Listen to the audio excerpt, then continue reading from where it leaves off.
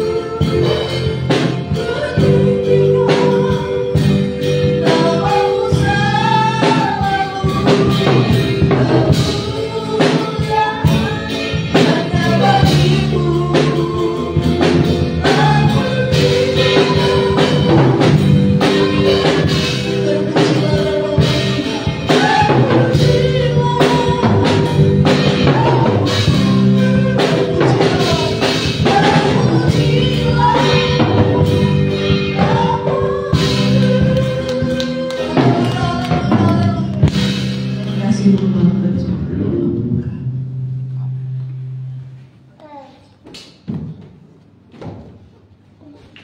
Kalau pujian syukur bagimu Tuhan, Engkau Allah yang layak disembah, Engkau Allah yang layak kemuliaan. Kami bersyukur Tuhan pada pagi hari ini.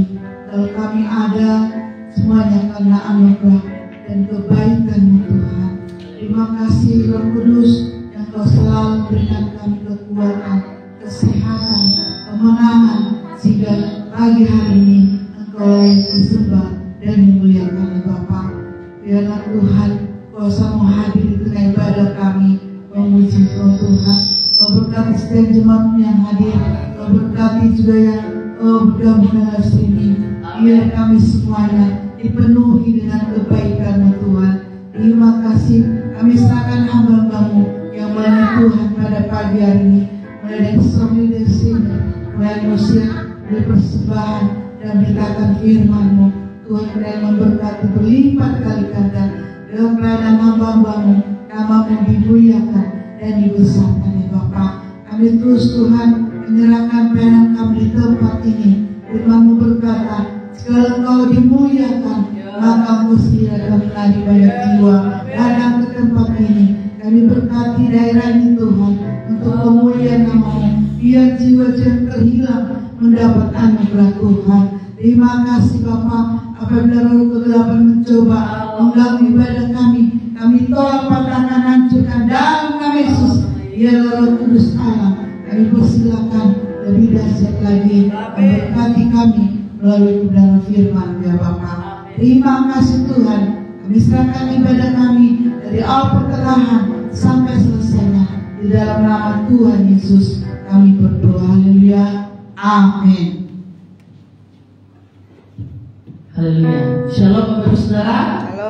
Puji nama Tuhan. Sebelum kita lebih lagi memuji Tuhan, boleh saya kanan kirinya katakan selamat datang di rumah Tuhan. Haleluya. Kita akan pujian Allah itu baik, sungguh baik bagi kita. Oh,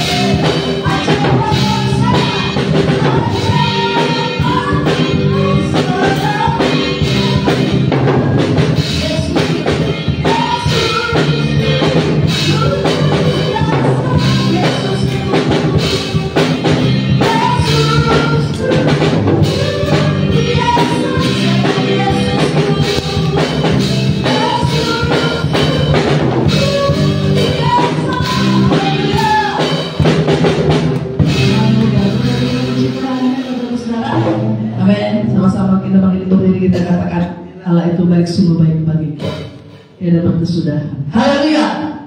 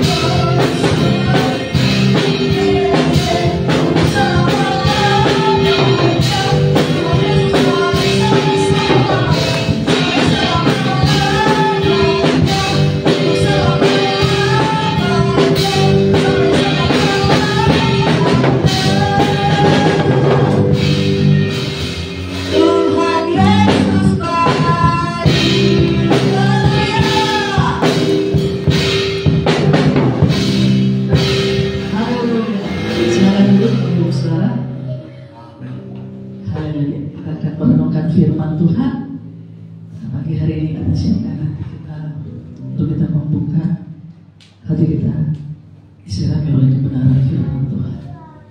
Terima kasih Tuhan Yesus, Bapa yang sangat menikmati hidup kami, Allah yang tidak pernah meninggalkan kami, sedang dimuliakan, Allah yang mengerti akan kehidupan kami. Sekalipun banyak hal yang kami tidak mengerti, tapi Allah kami, Tuhan kami yang luar biasa dalam hidup kami, yang selalu memperhatikan hidup kami. Terima kasih, terima kasih. Kita akan pujian banyak perkara yang mengerti. Haleluya.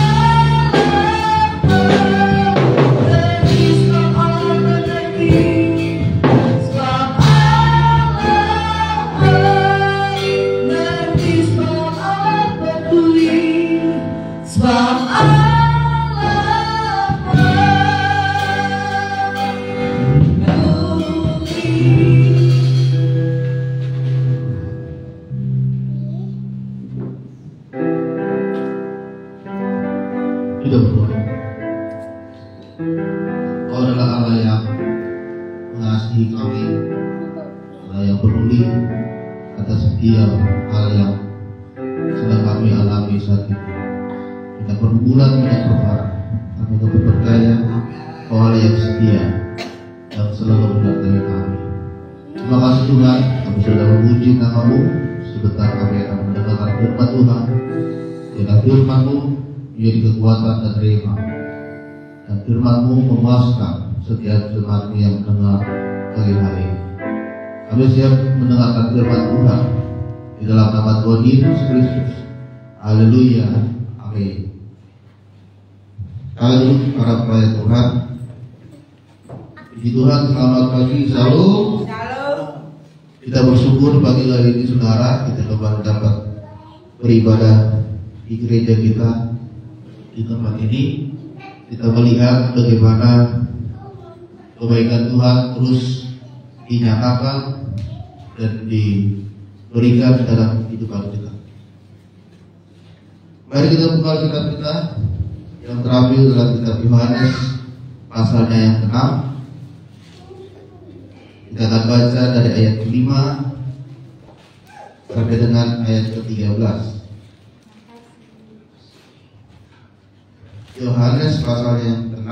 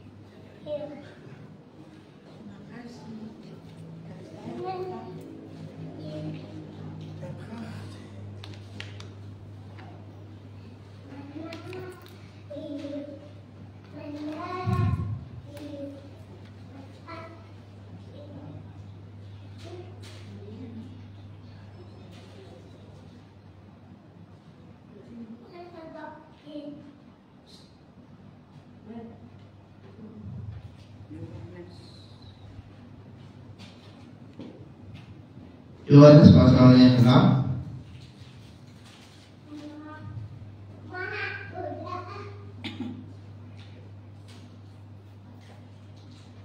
kita akan baca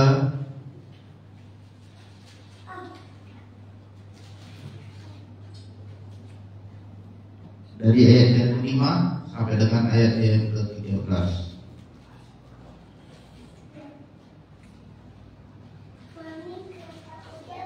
Ketika Yesus memandang sekelilingnya dan melihat bahwa orang banyak berbondong-bondong datang kepadanya, berkatalah ia kepada Filipus, "Di manakah kita akan membeli roti supaya mereka ini dapat makan?" Hal itu dikatakannya untuk mencobai dia, sebab dia sendiri tahu apa yang hendak dilakukan. Jawab Filipus kepadanya, "Roti seharga 200 dinar tidak akan cukup untuk mereka ini, sekalipun masing-masing mendapat sepotong kecil saja." Seorang dari murid-muridnya, yaitu Andreas, saudara Simon Petrus, berkata kepadanya, "Di sini ada seorang anak yang mempunyai 5 roti, selai, dan 2 ikan. Apakah artinya itu untuk orang sebanyak ini?" Kata Yesus, "Suruhlah orang-orang itu dulu. Adapun di tempat itu banyak rumput, maka duduklah orang-orang itu, kira-kira 5.000 laki-laki banyaknya." Lalu Yesus mengambil roti itu, mengucap syukur dan membagi-bagikannya kepada mereka yang duduk di situ. Demikian juga dibuatnya dengan ikan-ikan itu sebanyak yang mereka kehendaki. Dan setelah mereka kenyang, ia berkata kepada murid-muridnya, "Kumpulkanlah potongan-potongan yang lebih supaya tidak ada yang terbuang." Maka mereka pun mengumpulkannya dan mengisi 12 bakul penuh dengan potongan-potongan dari ke-5 roti jelai yang lebih setelah orang makan. Tema firman Tuhan pagi hari ini adalah dari kekurangan menjadi kelimpahan. lagi dari kekurangan menjadi kelimpahan. Bapak Ibu Saudara kasih dalam nama Tuhan, kita sudah tahu bagaimana cerita ini, di mana Yesus memberi makan 5.000 orang. Saudara, kadang-kadang kebutuhan kita ini jauh lebih besar dari persediaan kita. Persediaan kita terbatas, tetapi kita punya kebutuhan lebih dari itu. Seperti yang dialami pada waktu itu, banyak orang mengikut Yesus untuk mendengarkan pengajaran yang disampaikan oleh Tuhan Yesus. Tidak ada yang mau pergi meninggalkan tempat itu. Mereka dengan sungguh-sungguh mendengarkan apa yang Yesus sampaikan. Tanpa terasa sudah sampai siang, bahkan sudah sampai sore hari, mereka tidak ada yang mau berpisah, saudara. Tetap berkumpul di situ.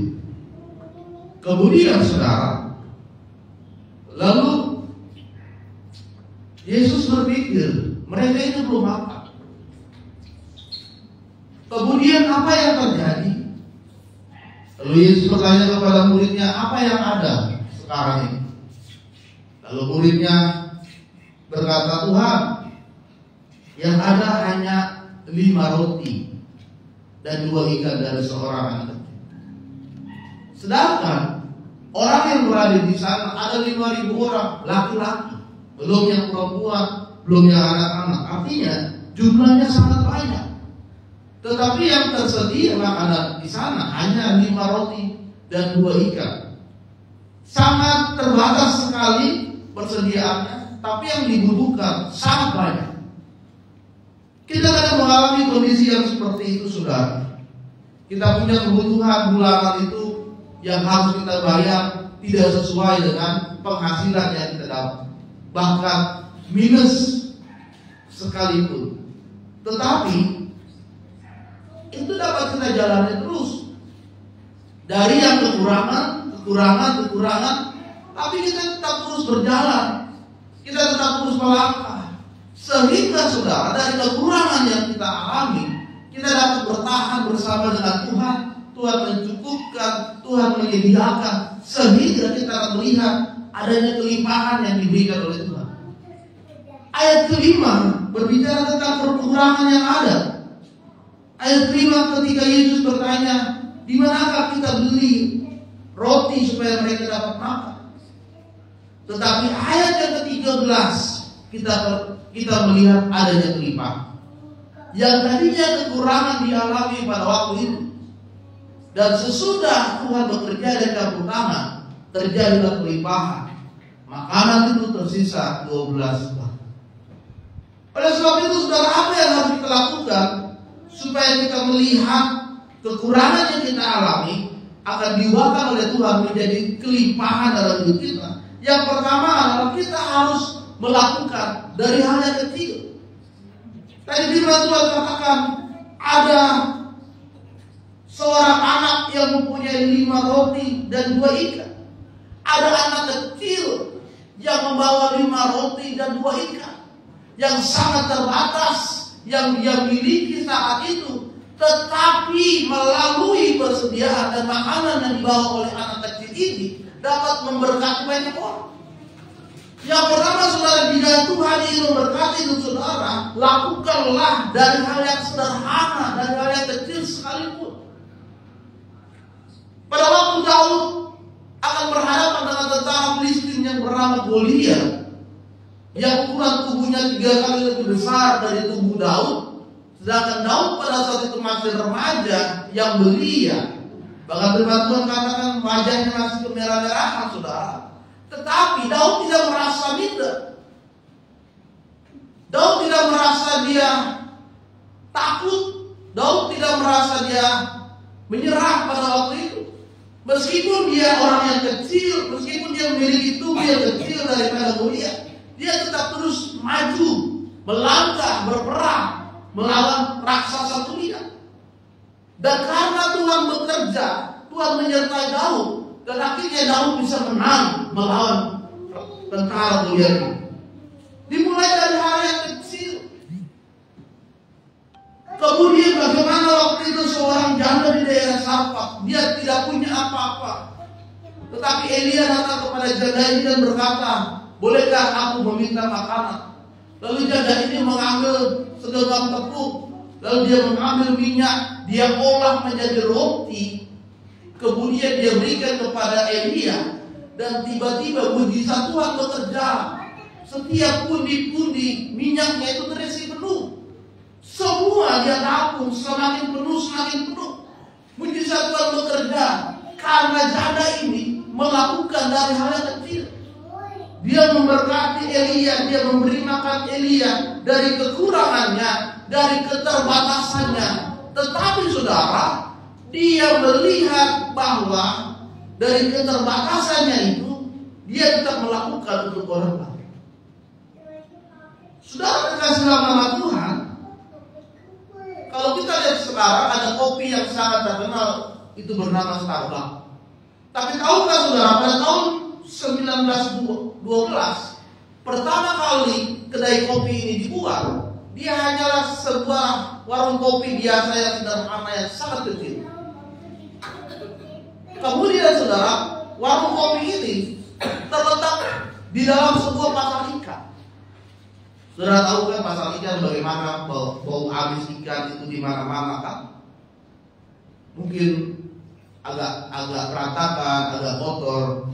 Tapi dia memulai itu di sebuah pasar ikan. Dia buat sebuah warung kopi bernama Starbucks. Dia melakukan dari hal-hal yang sederhana, dari hal-hal yang kecil, dan dari pasar ikan ini, saudara, warung kopinya ini lama-lama mulai berkembang dan menjadi besar. Dan akhirnya dia membuka cabang di mana-mana, bahkan di seluruh negara, bahkan di Indonesia kita bisa melihat Starbucks. Untuk melihat bagaimana mujizat Tuhan, kelimpahan Tuhan terjadi dalam hidup saudara, mulailah dari hal yang kecil, dari hal yang sederhana. Kita bekerja tanpa harus ada rasa bersungut-sungut. Kita melayanilah tanpa harus bersungut-sungut. Tunjukkan, meskipun kita lakukan hal yang sederhana, pekerjaan yang kecil, tetapi kita bisa tekun, kita bisa setia, kita bisa bertanggung jawab, maka Tuhan akan melakukan dan memberikan perkara yang besar dalam hidup kita. Amin. Kita bekerja mulai dari yang kecil yang tidak terlalu banyak, tapi kita kerjakan dengan sungguh-sungguh. Kita tekun, kita bertanggung jawab, kita berikan yang terbaik. Nanti Tuhan akan percayakan saudara. Tuhan akan berikan saudara pekerjaan dengan jabatan yang lebih baik lagi. Kita melayani Tuhan dari hal yang sederhana. Saya melayani Tuhan, saudara, pertama waktu SMP disuruh Bapak Gembala. Kita ada dua keluarga setiap hari Rabu. Saya disuruh khotbah. Coba bayangkan saudara, saya nggak tahu khotbah, tapi saya disuruh khotbah. Aku yang firman. Ini saya tahu. Baca aja firman Tuhan. Kemudian disuruh mengajar sekolah minggu. Kita punya sekolah minggu di Rawabuaya. Setiap pagi, minggu pagi ke sana. Kemudian disuruh doa pembukaan di ibadah umum, doa persembahan. Dilatih terus dari hal yang sederhana, dari yang kecil. Lalu disuruh khotbah di ibadah tengah minggu. Tidak ada seorang pengkhotbah tiba-tiba langsung menjadi pengkhotbah yang besar kalau dia belum melakukan dari hal yang kecil. Jadi jangan kita anggap remeh, jangan kita anggap enteng perkara-perkara yang kecil, perbuatan-perbuatan yang sederhana dalam hidup kita. Malah Tuhan akan pakai ketika kita bisa menyelesaikan dan bertanggung jawab perkara yang kecil, Tuhan akan lebih lagi memberikan perkara yang besar. Amin. Ada seorang yang bernama Budi Hartono. Budi Hartono ini diwariskan oleh ayahnya sebuah perusahaan yang kecil. Tetapi pada tahun 1963 perusahaan ini terbakar secara besar-besaran. Semuanya hilang, saudara. Semuanya terbakar. Asetnya di perusahaan itu terbakar. Semuanya terbakar. Kemudian Budi Hartono mulai kembali membangun perusahaannya. Pelan-pelan dia mulai bangun.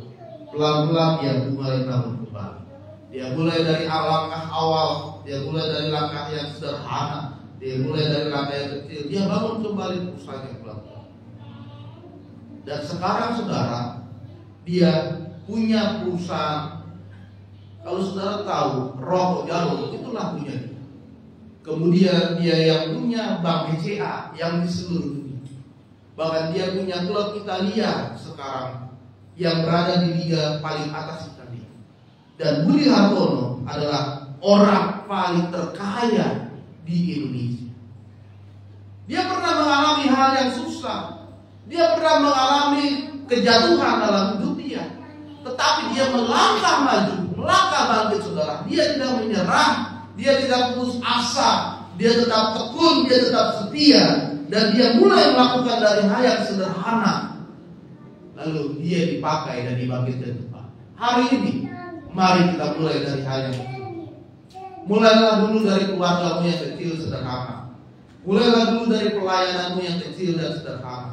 Mulailah dulu dari pekerjaanmu yang kecil dan sederhana.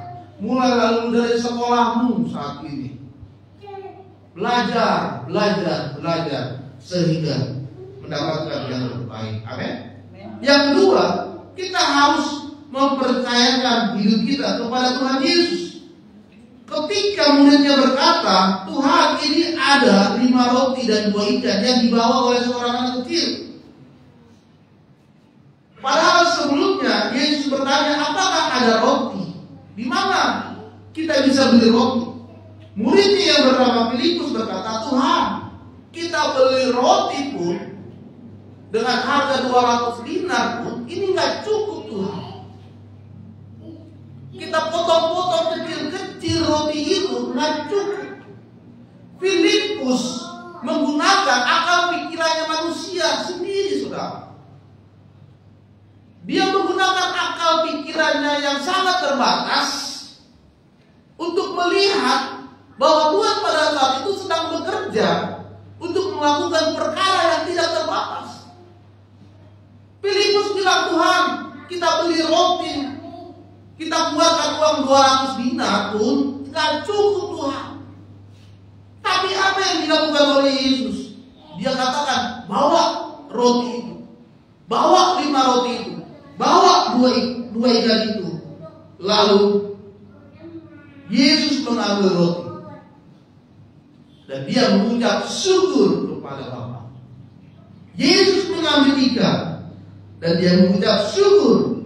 Kemudian apa yang terjadi? Dibagikanlah roti itu, dibagikanlah ikan itu, dan roti itu tidak habis-habisnya. Selalu bertambah, selalu bertambah. Ditaruh di dalam bakul, tidak habis saudara. Dibagikan, masih ada. Dibagikan, ada terus. Dibagikan, ada terus. Ikan juga demikian. Dibagikan, ada terus. Dibagikan, ada terus. Kenapa?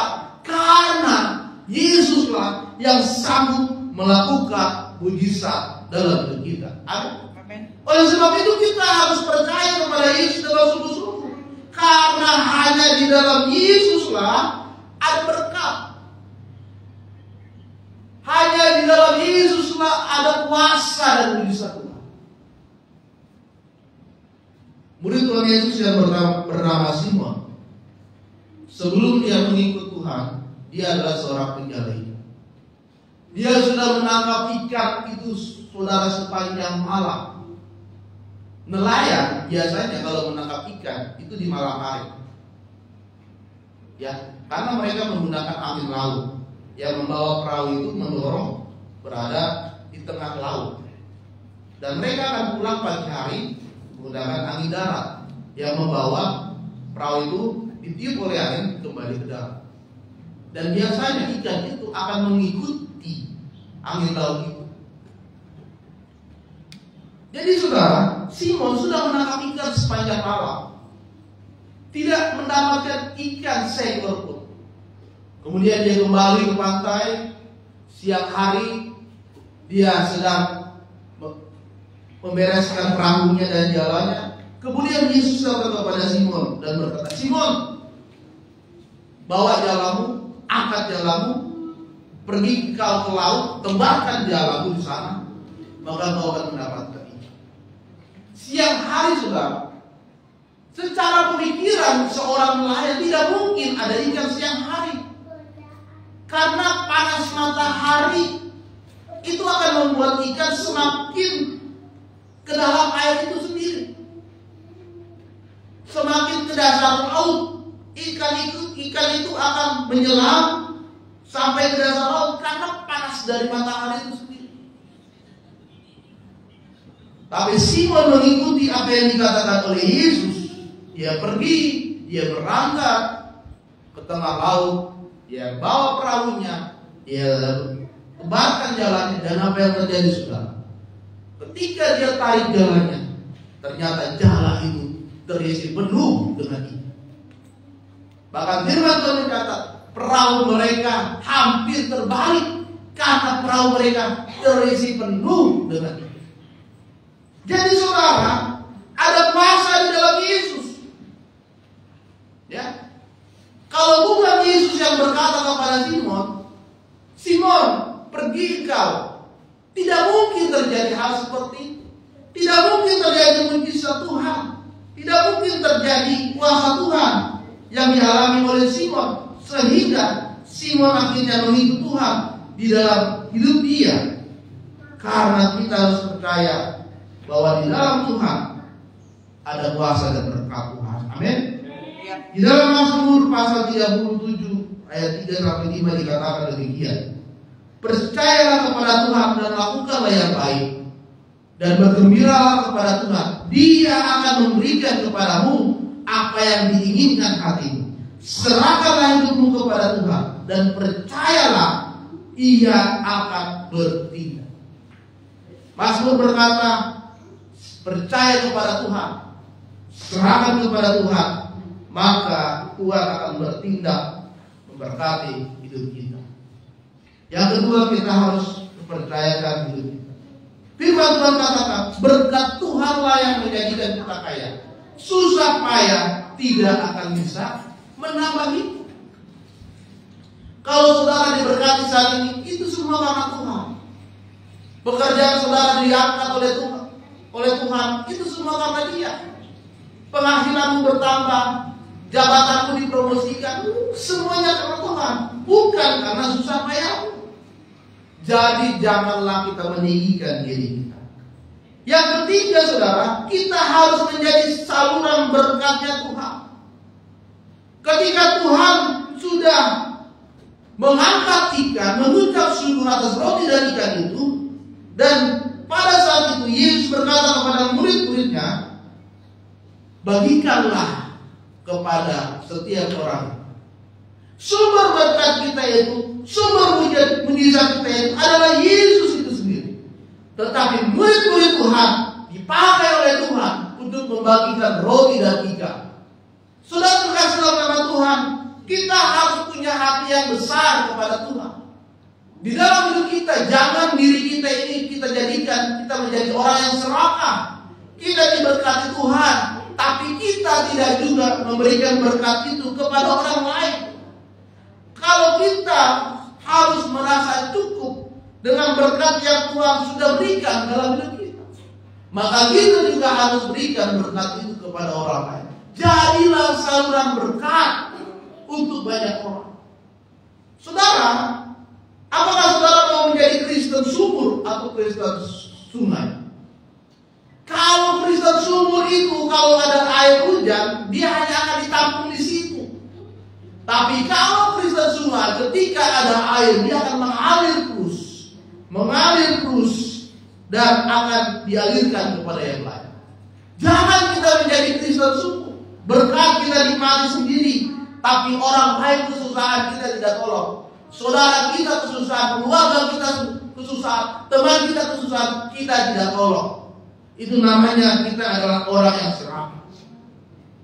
Oleh sebab itu saudara, marilah kita menjadi saluran berkat Tuhan. Tuhan memberkati hidupmu, maka kita pun harus memberkati orang lain. Di dalam 2 Korintus 9 ayat 10 dikatakan, ada 2 berkat yang ada di sana.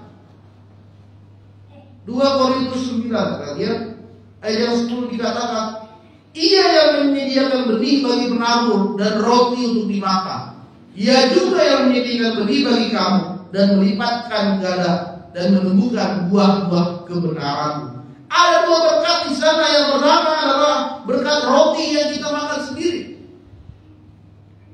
yang diberikan oleh Tuhan bagi kita. Dan yang kedua ada benih. Benih itu apa, saudara? Untuk ditabur, agar orang lain pun juga bisa menikmati berkat Tuhan yang kita rasakan. Oleh sebab itu, saudara, marilah kita jadi saluran berkat Tuhan. Kalau saudara makan mangga, tidak mungkin mangga itu saudara makan sama biji-bijinya. Kalau saudara makan bijinya, saudara kelewatan. Ya.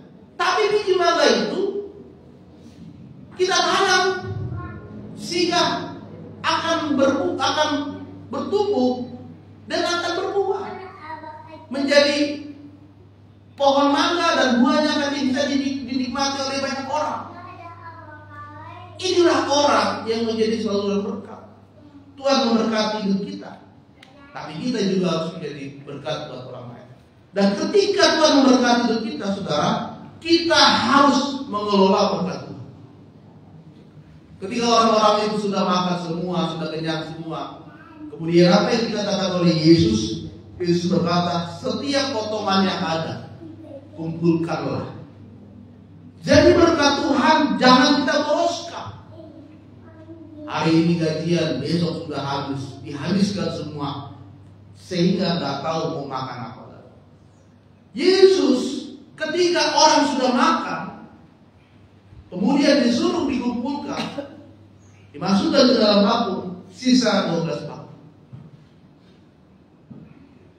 Ya, tidak dibuang-buang sisa-sisa makanan itu, tapi dikumpulkan untuk persediaan yang akan datang. Persediaan. Kita juga harus mengelola berkat yang diberikan oleh Tuhan. Jangan boros, jangan foya-foya, jangan menjadi orang yang konsumtif. Kita harus bisa menahan nafsu keinginan kita. Kalau kita tidak punya uang, ya nggak usah beli. Harus utang sana, harus utang sini supaya bisa beli barang itu. Nanti pas membayar bingung nggak ada uangnya. Kalau belum ada uang, nggak usah beli. Tahan nafsu keinginan kita. Tahan nafsu konsumtif membeli barang secara banyak. Kalau ada berkatnya, kalau ada uangnya, baru kita beli. Itu artinya kita harus mengelola berkat Tuhan. Saudara, kita mulai dengan gaya hidup kita. Jangan menjadi orang yang memiliki gaya hidup yang mewah, padahal dia punya penghasilan itu biasa-biasa saja. Banyak orang sekarang yang seperti itu, saudara. Kelihatan mewah, kelihatan seperti orang high class, padahal dia pekerjaannya biasa saja. Ya. Seperti kita minum kopi di warung kopi itu harganya 5.000, tapi kalau kita minum kopi di kafe atau di Starbucks bisa 50.000, padahal sama-sama kopi hitam. Tapi biar dilihat orang gaya, gitu kan? Biar dilihat orang yang tidak ketinggalan zaman, dia minum kopi di situ 50.000 satu gelas. Padahal di warung kopi 5.000, sama rasanya. Ya. Tapi karena dia punya gaya hidup mewah seperti itu, harus bisa mengelola berkat Tuhan. Ya, Yusuf bisa mengelola berkat Tuhan. Ketika dia dipakai di Mesir menjadi tangan kanan dari Raja Firaun, ada 7 tahun kelimpahan dan ada 7 tahun kelaparan. Ketika kelimpahan ini, apakah Yusuf menghabiskan semua hasil panen orang-orang Mesir? Tidak. Dia berkata, kumpulkan, sisakan, taruh ke dalam gudang. Dan apa yang terjadi? Setelah 7 tahun kelimpahan, masuk ke dalam 7 tahun kelaparan, rakyat Mesir tidak kelaparan. Karena mereka menyimpan sebagian hasil panen mereka untuk nanti mereka pakai pada saat musim kelaparan. Jadi saudara, kita harus kelola berkat Tuhan. Saudara yang diberkati, bulan ini sisakan 10% untuk perpuluhan. Kembalikan kepada Tuhan. Banyak orang sekarang ajaran-ajaran yang sudah tidak lagi memberikan perpuluhan. Saudara kalau lihat di YouTube, di Facebook banyak sekali. Dibilang perpuluhan itu ajaran perjanjian lama. Dibilang perpuluhan itu untuk pendeta. Dibilang perpuluhan itu tidak perlu lagi, tidak relevan. Tapi saudara sudah menerima berkat Tuhan. Mari belajar bersyukur mengembalikan berkat Tuhan itu. Belajar saudara mengelola berkat Tuhan. Menunjukkan kalau saudara memiliki kedewasaan kerohanian kepada Tuhan. Maka kelimpahan itu pun datang. Kelimpahan itu pun datang dalam hidup saudara. Oleh sebab itu, pada pagi hari ini firman Tuhan memberkati kita dari kekurangan yang kita alami, maka Tuhan akan berikan kelimpahan dalam hidup kita. Amin. Amin. Biarlah firman Tuhan memberkati kita. Mari kita berdiri.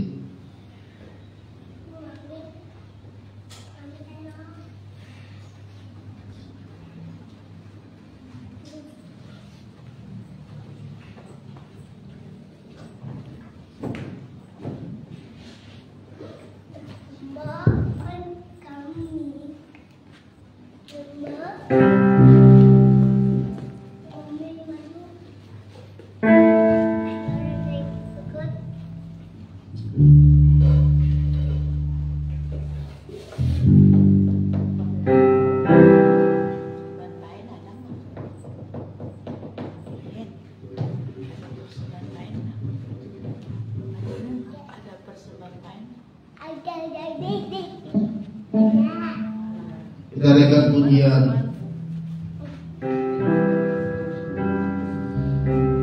Allah tahu yang terbaik dari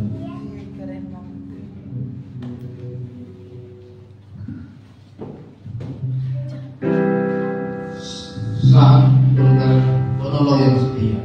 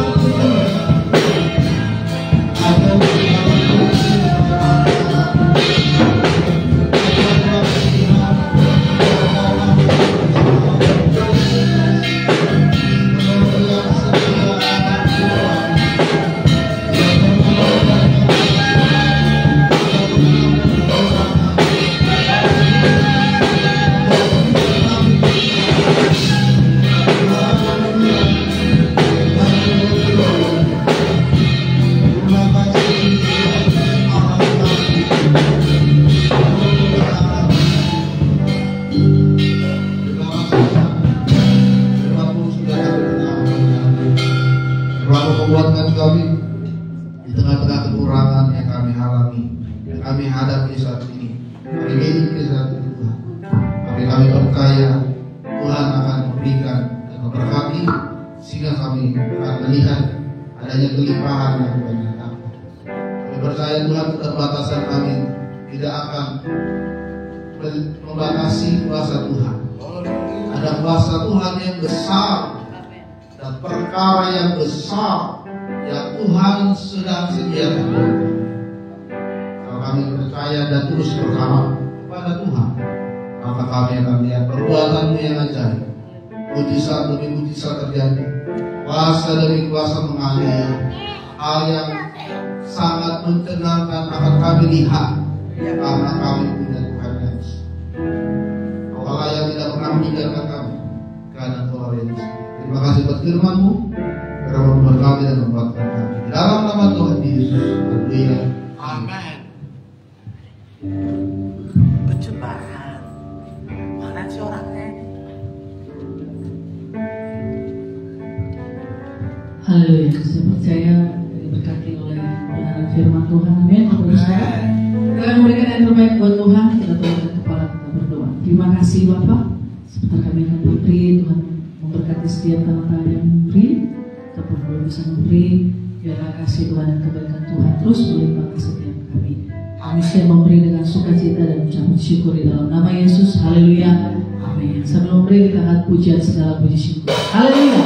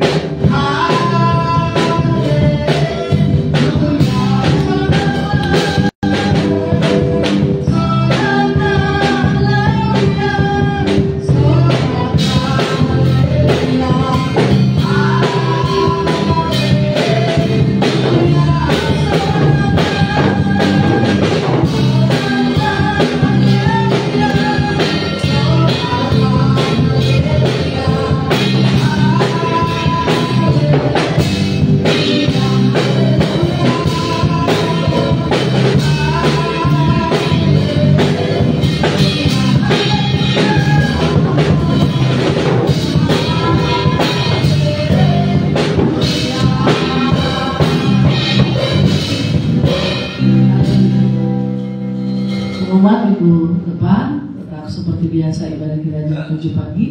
Bapak Ibu saudara boleh mengunjungi live streaming kita di GPI Sangkakala Impact, YouTube dan Facebooknya. Bapak Ibu saudara juga boleh melihat alamat lengkapnya, dan Bapak Ibu saudara boleh datang bagi yang belum pernah untuk beribadah ke tempat ini jam 7 pagi.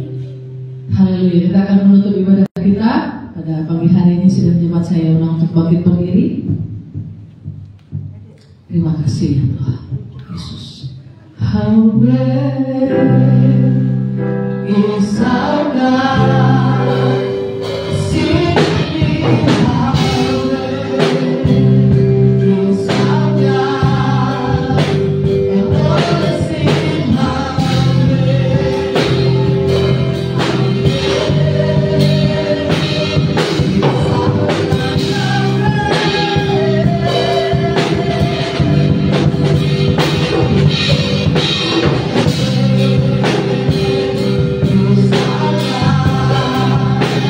Sing